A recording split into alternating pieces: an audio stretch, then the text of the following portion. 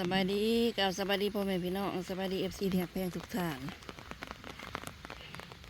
มาอีกละพลนะ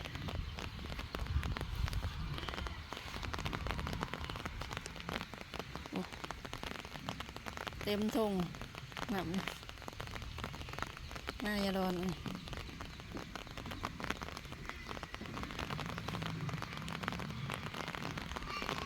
หากระขึ้นมาจะเก็บหอยสิเมื่อละบัดนี้อีนู้นหน่อยให้ไปส่งไปโรงเรียน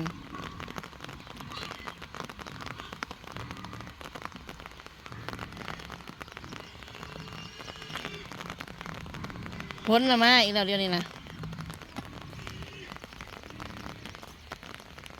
อีหลอกเขาบ่ได้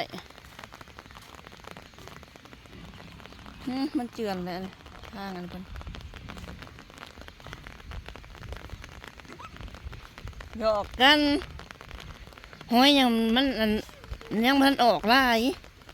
หอยโข่งนะหอยโข่งนะโอ้น่าจะรอดแล้วกันมือแรงบุเละสิไปหาเลาะเยื่องเบิ่งเพราะว่าพ้นมันหาน้ำมันหากันเนาะ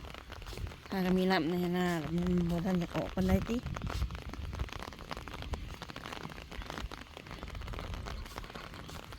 มือแรงจะไปเลาะเยืองเบิงขึ้นมาเห็ดกินก่อนบ้านนี้ถ้าแม่อยากหวานค่ะก็หวานได้เลยแต่ว่ายังบ่ทันได้ไทยนะพี่น้องเอ้ยยังบ่ทันได้ไทยยังบ่ได้ไทยหุดตะกะโอ้ยโทรศัพท์มันเล่งไฟลงเองอีกแล้วยังบ่ได้ไทยหุดตะกะพี่น้องอันตะกี้ว่าเสียเป็นไทยมือนี่พนบ่ทันแล้วเรียก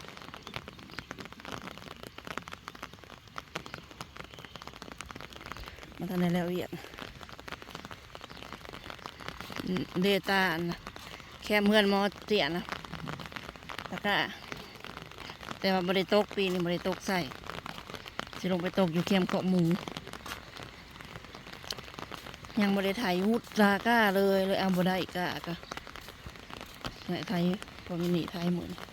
ยังพันเสกมึงไทยสักในปกติก็สิแต่ละปีก็สิตกไห้แล้วก็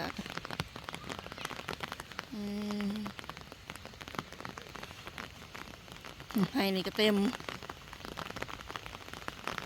โอ้จะเสียกินยังต้มหอยบอกงาตรงน้ำพ้นก่อนเพื่อนลงตัวโนแอมแล้วไม้ตรงน้ำมานะ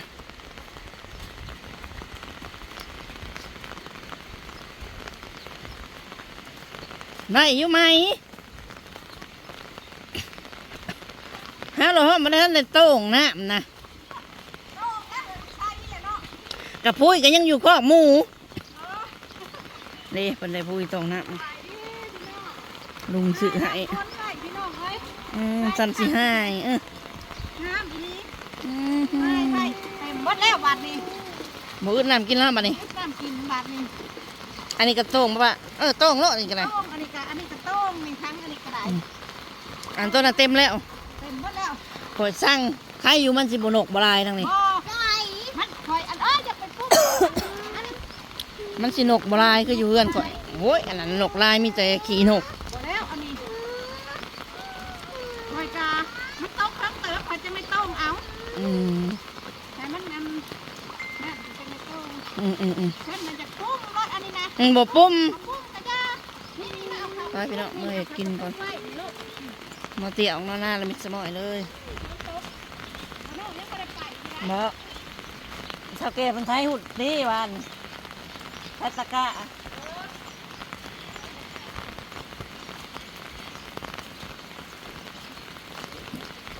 มะม่วงหล่นมาแล้ว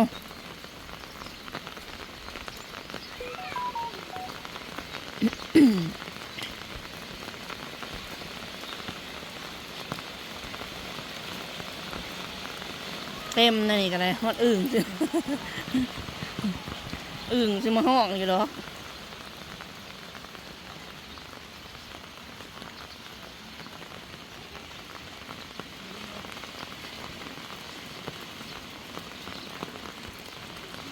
เห็ดบนตรงน้ำก่อน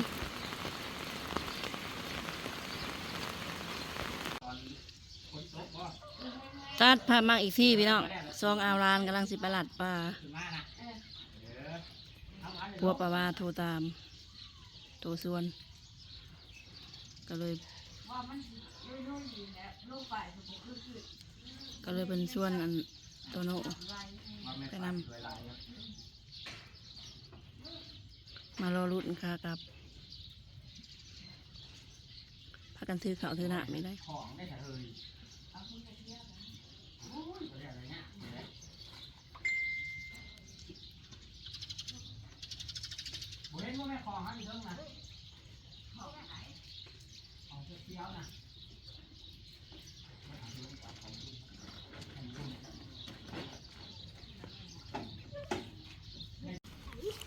ตัดภาพมาอีกทีสองเสี่ยวไปยังพี่ไปตามคันพี่เลี้ยวพี่ต้องเสี่ยวไปโรงเรียนแล้วบ่มีครูบ่มาพี่ไปคันพี่ลูกอะไปโรงเรียนแล้วบ่มีไปมาเลยอย่าสั่นมันลุกมาจังว่าซวยคู่สิมาจังรอชุบเจ้าสิบริเซ็งเอาน่ะสิไปอัดปากผางน้ำไปอัดปากผาง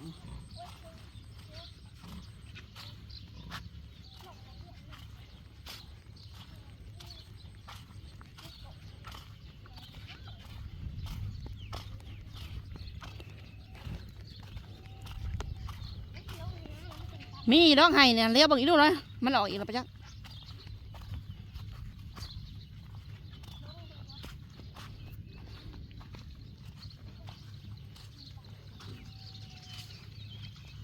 เห็นบ่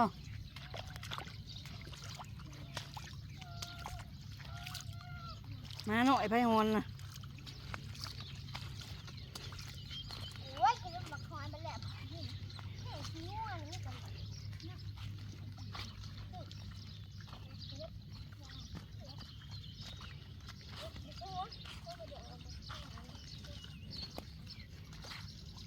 มาไปลงมาลุมเถอะ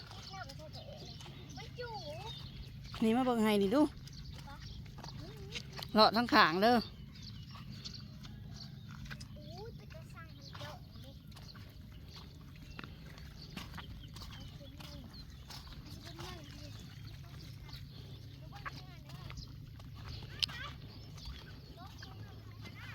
เลาะในขางคันเด้อร้อยเลาะหอบสอง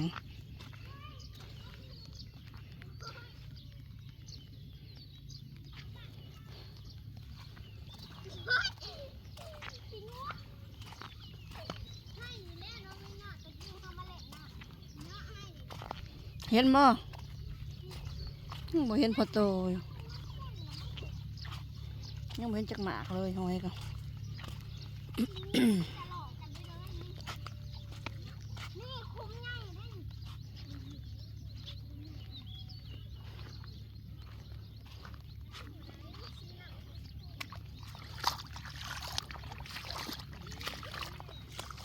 พ่อเป็นประหลัดปลากับไอ้โตโน่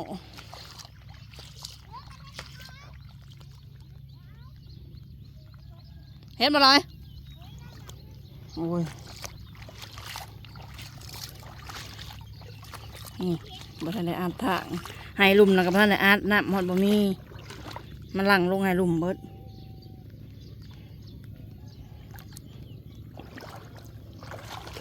ในไซหอยนะมีจักรโต น่าจะมะม่วงม่วงจะเอามาผัด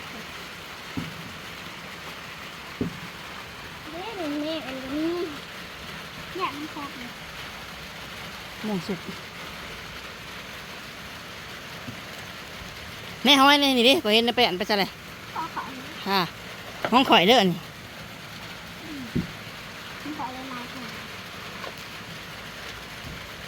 ถ้าใช้เบิ้งกระทงข่อยชอบมาจักนี่ข่อยได้10 โต1 2 3 4 5 6 7 8 9 10เขาได้ลายเติมถ้าใช้ลายเติมนะนี่ในลายอ่ะเกย อาเก้ย เอาเก็บใส่ห้องก่อนมีแต่ตัวใหญ่ได้มันคอยปั้นเอาคอยก็เอาแต่ตัวใหญ่ได้เอา อาแต่ตัวใหญ่อะตัวใหญ่ผมก็มี บอกแล้วห้องก็คอยนะตัวใหญ่10 โตคอยก็จะเอาตัวใหญ่10 โต อี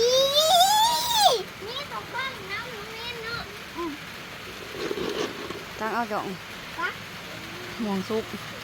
ไปหันเลยลูกอาต่อยบักม่วงสุกไข่มันไปตายกะเอามันร้ายแล้วก็บ่อยากนี่แทบแบบนี้ก้นซอดอันนี้พอดีตำอันนี้จะมือตำหมากอ่อนมันหมากสุกมันก็จะไว้เลยให้ ให้พอดามากินยามลงมานอนเผามือ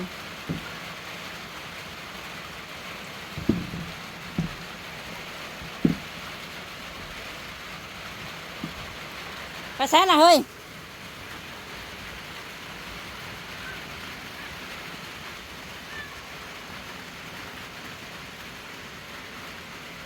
มันบ่มีได้ลูกหลานทั้งน่ะ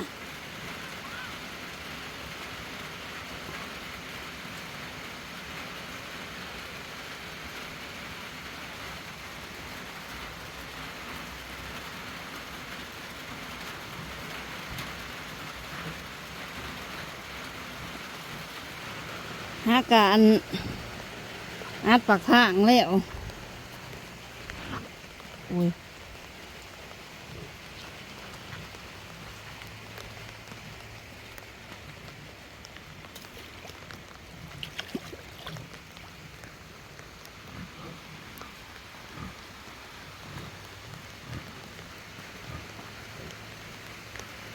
หมดเลยใช่ไหมมันยังไง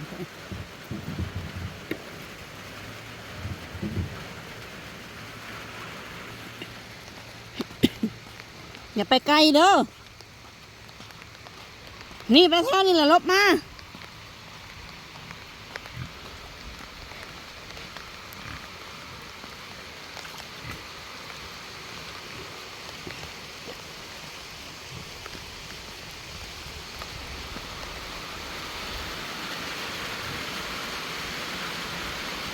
โอ้ย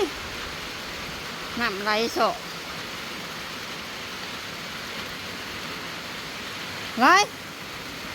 ลงไปเบิ่งอยู่หันเลยรถมาเด้อ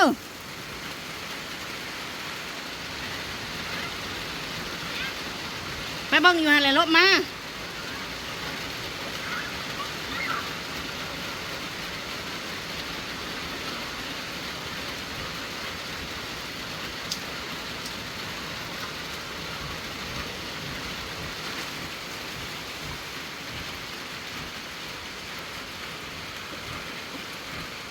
ขาเกลือหมูให้เจ้าของหมูแล้วบัดนี้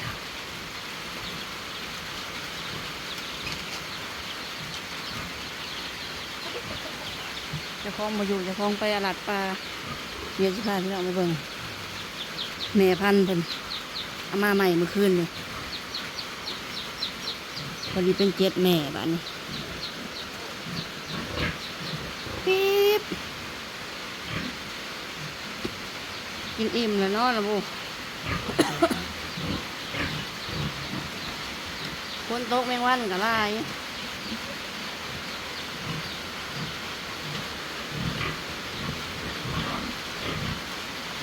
ไก่ก็เริ่มใหญ่เลย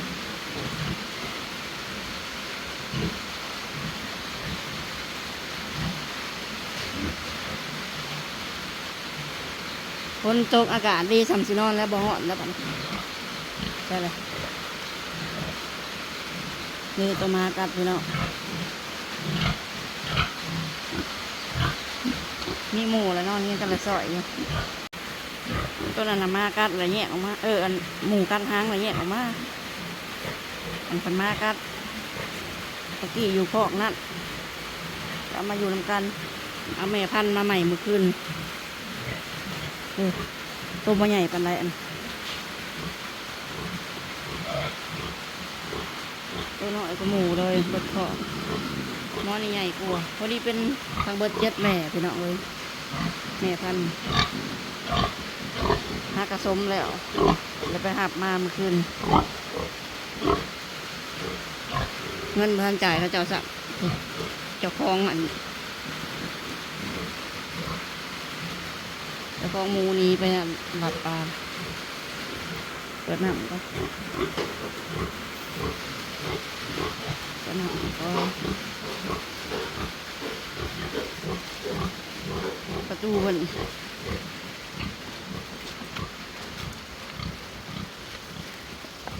เนี่ย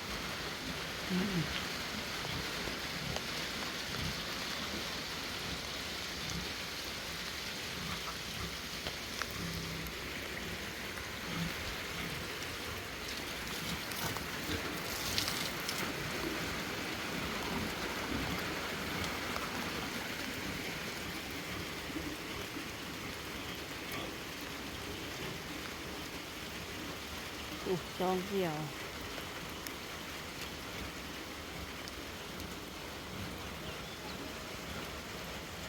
ปาดขนาดฝนตกได้ยังไงยังกินน้ำน่ะจนบก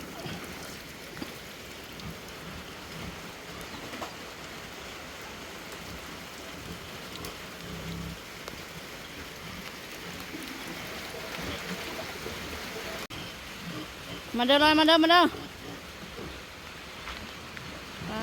ตัวน้ำโสเมื่อคืนนี่พี่น้องรอบหน้าเลยยันพังน้ำตกลงดู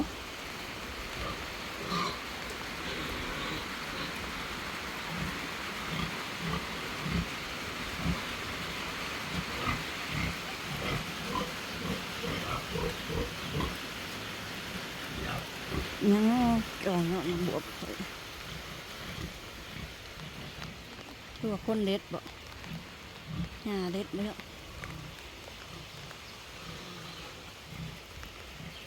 พี่น้องมาหอดนี่ก็สิได้อำลาพาจากเลยเด้อขอบคุณคอมเมนต์ ขอบคุณมาสุขุทุกคนที่เขามารับชมต้นนี้บ่งามเว้ยเป็นอย่างเนาะก็มาเรืองจะหลอดนั่นนี่ใส่ขี้มูแล้วก็ยังบ่งามปักแปะถั่วก็เป็นขยอดแขนแหยะบ่งามปลูกงามนี่มันเป็นตาเนาะถั่วนี่ก็กันกิมหนาเด้อมาเด้อน้อย